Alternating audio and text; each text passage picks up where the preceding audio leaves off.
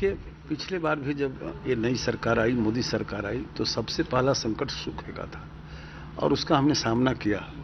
राज्यों का सहयोग लिया, वैज्ञानिकों का सहयोग लिया, कंटीजेंसी प्लान बनाया, जिलों को उपलब्ध कराया, डीजल पर राज सहायता, बीज पर राज सहायता, और जितने बड़े नुकसान की उम्मीद थी, आशंका थी, उसको कम किया। और इस एक वर्ष के अंदर तो हमारी जो कृषि क्षेत्र की व्यवस्था है उसको इतना सुदृढ़ किया है कि यदि इस प्रकार का कोई संकट आता है तो हमारी अर्थव्यवस्था को नुकसान होगा, लेकिन काफ़ी नुकसान नहीं होगा। अब इस बार भी जो संभावना जताई जा रही है, तो हम पहले से ही हमने तैयारी शुरू कर दी है। जिलों को कंटीजेंसी प्लान उपलब्ध कराया, उसका रिव्यू कर रहे हैं। जिन जिलों को नहीं मिला था उसको भेजने की तैयारी कर रहे हैं।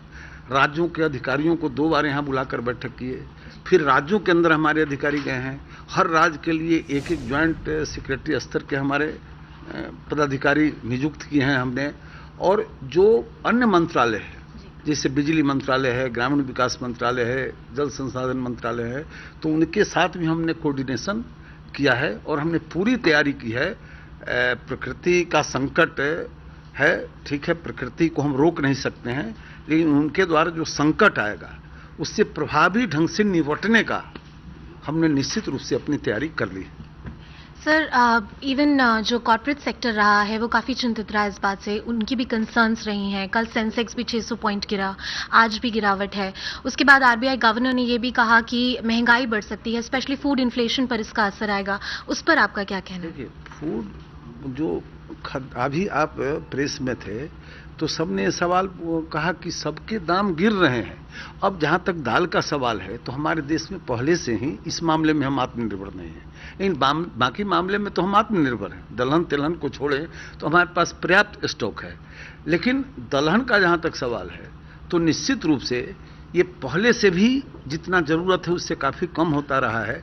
हमने कुछ योजनाएं जरूर चलाई हैं कि दलहन का उत्पादन ज़्यादा हो, फिर भी ये जो कमी है इसको दूर करने के लिए हमने मूल्य स्थिरीकरण फंड का इस्तेमाल किया है। नेफेड के माध्यम से राज्यों को भी लिखा है कि आपको कितना चाहिए आप बताइए। खाद्य मंत्रालय ने पत्र दिया है, नेफेड ने दिया है, और अभी आंध्र से हमारी चिट्ठी आई है कि हमको इतना चाहिए, तो हमारे पास से स्टॉक है और हम आंध्र को भेजने जा रहे हैं। और राज्यों से भी हमने मांगा है कि आपको कितनी ज़रूरत है। हम निश्चित रूप से, मेरे पास स्टॉक है या कहीं से लाना भी पड़ेगा तो लाएंगे, लेकिन हम मुहैया कराएंगे जो डिमांड आएगा उसका। Find us on Facebook at facebook.com/etnow and don't forget to click the like button. You can also follow us on Twitter at etnowlive. To stay updated with all our programming, hit the subscribe button on our YouTube channel by logging on to youtube.com/user/etnow.